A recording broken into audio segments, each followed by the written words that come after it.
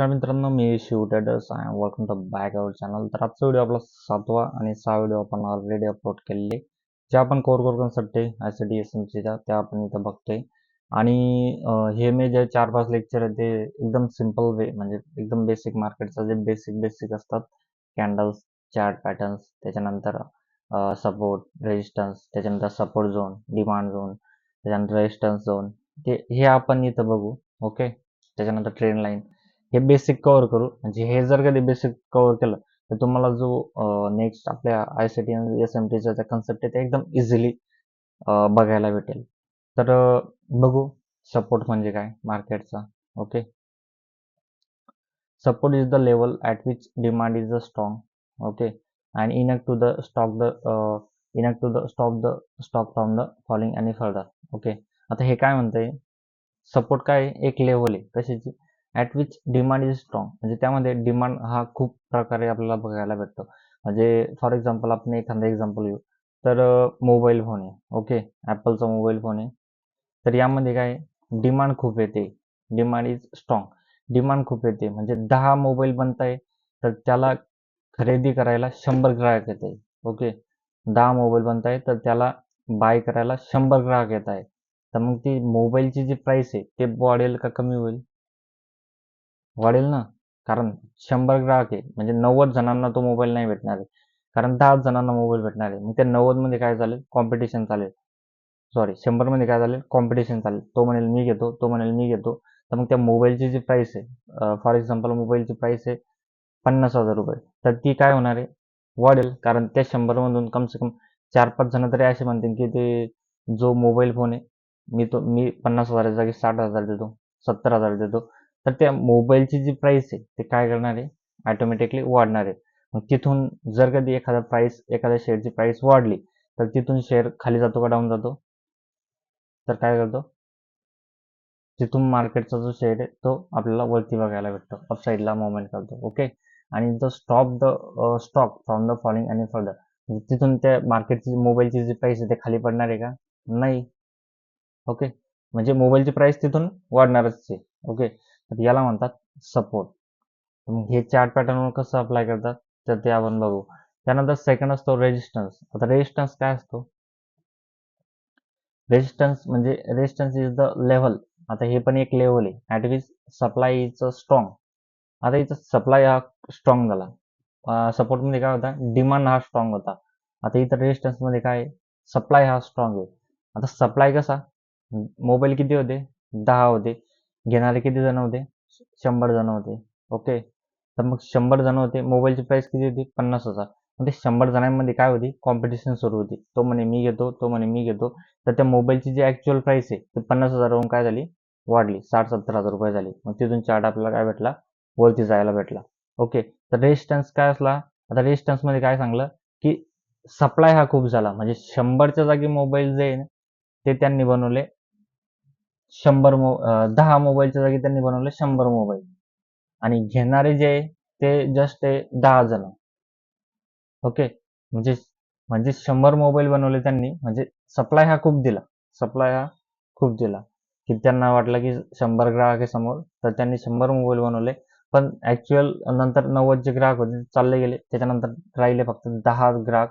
तर आता 100 मोबाईल 10 जण, मग यामध्ये काय होईल, आणि मोबाईलची प्राइस आहे 50,000 रुपये, तर यामध्ये काय होणार आहे, यामध्ये मोबाईलची प्राइस ऑटोमॅटिकली कमी होईल. का ब, कारण घेणारे फक्त 10 जण आहे आणि मोबाईल उरलेले किती आहे, 100. ओके, तर मग त्या मोबाईलची प्राइस काय होईल, ऑटोमॅटिकली 40,000, 30,000 आपल्याला काय भेटेल, मोबाईलची प्राइस काय भेटेल, डाऊन साईडला बघायला भेटेल. तर मग रेजिस्टन्स काय असतो, resistance is the level at which supply is strong. म्हणजे जिथं सप्लाय खूप प्रमाणात आला तिथून काय होते, जी प्राइस असते ते ऑटोमॅटिकली आपल्याला काय भेटते, डाऊन साईडला बघायला भेटते. ओके, आणि stop the stock from the moving higher, म्हणजे आता याची प्राइस वाढणार आहे का, नाही, कारण समोर फक्त 10 जण आहे आणि मोबाईल आहे 100, प्राइस वाढणारच नाही, उलट काय होईल, कमी होईल. तर रेजिस्टन्स आहे अशा प्रकारे वर्क करतं. ओके, त्याच्यानंतर आता हे बघा, हा चार्ट आहे, हा चार्ट आहे. आता 460 ह्या प्राइस मध्ये काय झालंय, सपोर्ट झालाय. सपोर्ट म्हणजे इथं काय झालंय, खरेदारी म्हणजे भरपूर आहे, म्हणजे डिमांड खूप आहे, डिमांड खूप आहे. ओके, डिमांड खूप आहे. म्हणजे जर कधी जिथं 10 वस्तू बनत आहेत तर त्याला घेणारे 100 जण आहे. म्हणजे ह्या प्रकारे इथं डिमांड खूप आहे. म्हणजे इथून काय होणार आहे, मार्केटची प्राइस काय भेटणार आहे, वरती जाणार आहे. आणि इथं वरती जी रेड लाईन ड्रॉ केली आपण, ती काय आहे, रेजिस्टन्स आहे. ते किती आहे, 580च्या आसपास रेंजमध्ये तो काय आहे, रेजिस्टन्स आहे. तर इथं काय आहे, सप्लाय खूप आहे, सप्लाय खूप आहे. म्हणजे 10 वस्तूच्या जागी 100 वस्तू बनत आहे आणि घेणारे फक्त 10 जण आहे. ओके, ह्या प्रकारे रेजिस्टन्स हा वर्कआउट करतो.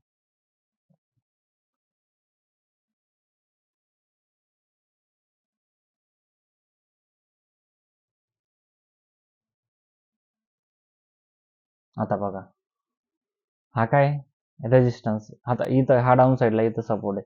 हा काय रेजिस्टन्स आहे. रेजिस्टन्स जसा ब्रेकआउट झाला तसा आपल्याला काय भेटला, मार्केटची प्राइस काय भेटली, भरपूर प्रमाणात आपल्याला काय भेटली, वाढली. ओके, म्हणजे त्यामध्ये बायर्स खूप आले. एक प्रकारे काय सांगतो आपला रेजिस्टन्स, जिथं डिमांड खूप आहे, जिथं सप्लाय खूप आहे, जिथं सप्लाय खूप आहे म्हणजे काय, जिथं 100 मोबाईल बनताय आणि घेणारे फक्त 10 जण आहे. पण जसा हा ब्रेकआउट झाला तर तो एक प्रकारे आपल्याला काय सांगतो, चार्ट आपल्याला सांगतो की तिथं फक्त 10 जण घेणारे नाही उरले, तिथं 100 जणांनी 1000 जण घेणारे उरले. आता म्हणजे 1000 जण आले 100, कारण जसं रेजिस्टन्स ब्रेकआउट झाला तिथून आपल्याला चार्ट आपला भरपूर प्रमाणात काय भेटतो, वरती जायला आपल्याला बघायला भेटतो. ओके, त्याच्यानंतर परत हा काय झाला, इथून रिव्हर्स आला आणि याला काय झाला, रिटेस्ट झाला आणि इथून आपल्याला काय झाला, वरती. म्हणजे आता रेजिस्टन्स होता इकडं प्रायर, आणि त्याच्यानंतर हा काय भेटला आपल्याला, परत पुढे चालून तो काय झाला, सपोर्ट झाला. ओके, आणि जसा सपोर्ट झाला, सपोर्टमध्ये काय, सपोर्टमध्ये काय असतो, डिमांड खूप येते. आणि ज्या गोष्टीला एखाद्या एखाद्या वस्तूला जर कधी जास्त डिमांड आली तर त्याचे भाव वाढणारच आहे. ओके, आणि तिथून जो ग्राफ आहे तो काय भेटणार आहे आपल्याला, वरती जायला बघेल, वरती जायला भेट. त्याच्यानंतर हा काय, आता बघा, हा आहे सपोर्ट. सपोर्ट आहे, सपोर्ट ब्रेकआउट झाला, सपोर्ट ब्रेकआउट झाला आणि मार्केटची जी प्राइस आहे ते भरपूर प्रमाणात आपल्याला फॉल भेटली बघायला. आणि जशी फॉल झाली त्याच्यानंतर रिटेस्ट झाली. ओके, तर मग आता ही वरती रिटेस्ट झाली, हा काय झाला, इकडं रेजिस्टन्स झाला. ओके, सपोर्टचा काय झाला, रेजिस्टन्स मध्ये कन्वर्ट झाला आणि परत इथून काय झाला, रेजिस्टन्सहून इथून डिमांड हा, सप्लाय हा भरपूर प्रमाणात आपल्याला बघायला भेटला आणि इथून मार्केटची जी प्राइस आहे ते डाऊन साईडला आपल्याला बघायला भेटली. ओके, आता ही ट्रेंड लाईन आहे. ओके, आता सपोर्ट कसा असतो, डायरेक्ट हॉरिझॉन्टल लाईन. आणि ह्या प्रकारे जर कधी आपल्याला लाईन बघायला भेटते, तर ती याला म्हणतो आपण ट्रेंड लाईन. ओके, तर ह्या प्रमाणात आपण सपोर्ट आणि रेजिस्टन्स बघितला. आपण चार्टवर बघू. हे बघा चार्ट, हा काय रेजिस्टन्स, जसा रेजिस्टन्स ब्रेकआउट झाला, मार्केट काय भेटलं आपल्याला, वरती जायला, वरती बघायला भेटलं. ओके, त्याच्यानंतर इकडं हा सपोर्ट, हा काय,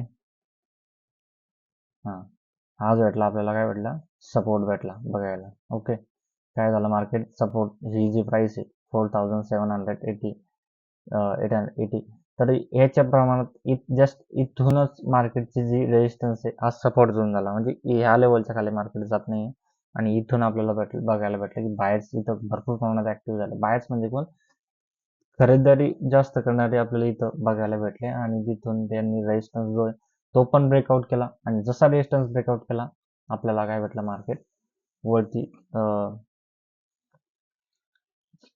वरती गेला. ओके, ह्या प्रमाणात सपोर्ट आणि रेजिस्टन्स हा वर्कआउट करतो. तर व्हिडिओ आवडला असेल तर लाईक आणि सबस्क्राईब करून ठेवा. नेक्स्ट व्हिडिओमध्ये आपण अजून ज्या बेसिक कन्सेप्ट आहे त्या कव्हर करू. धन्यवाद.